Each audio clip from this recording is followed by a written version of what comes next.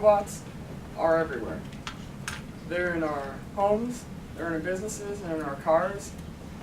They're in our libraries, in our supermarkets, and in our banks.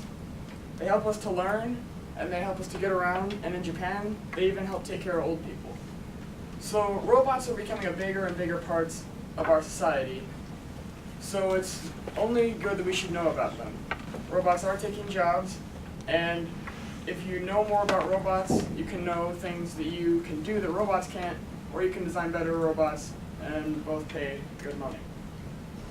So the first step to every robot is a problem that needs to be solved. With this NASA bot up there, it is a small bot that goes over and films things under cracks. It's supposed to go on Mars.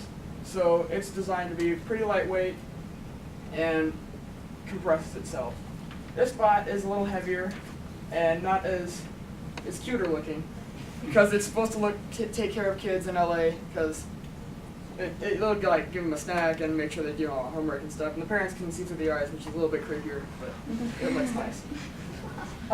So after you've got your problem, you're going to develop all your matrix of solutions. So every solution that you could come up with, you want to consider as much as you can.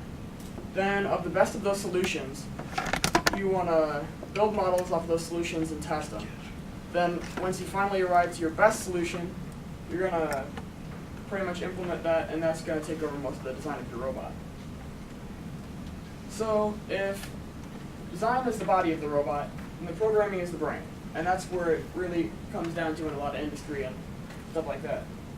So bots like that top one and this one over here are programmed to, or no, the top one looks like a humanoid, and this one are programmed to help people. So this spot right here is in Japan, and there are American tourists that come through, Japanese tourists, and Chinese tourists. So it speaks 3 or 4 languages, and it has to be able to realize what the people are saying, realize what language it's saying, then respond in kind in the same language. So there's just a couple of pathways that it goes through. And then that bot right there scans every few minutes or so, because it takes care of old people, for heart attacks.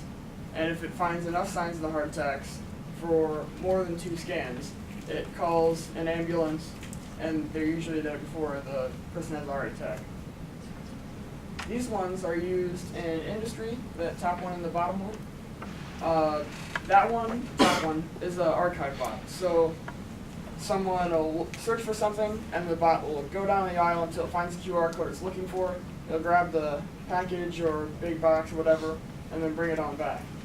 These bots are in warehouse, and they've got more of like a hive mind thing going on, where it just tells them we need this many crates onto this truck, and then so the bots have to know where each other are and where the other crates are. They've got to communicate the entire time, and that's all programming.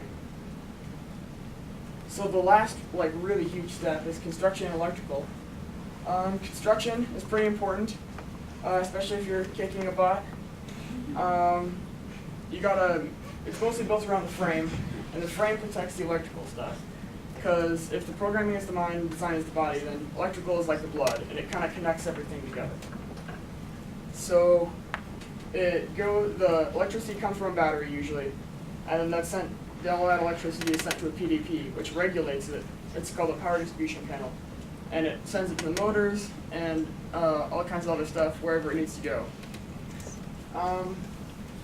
So then also it's important when you're building to make sure that the robot can be modified, because never is there any robot that was designed correctly on the first part. That's just an inherent trait. So I hope you've learned a bit more about robotics, and I hope this knowledge can help you in the future.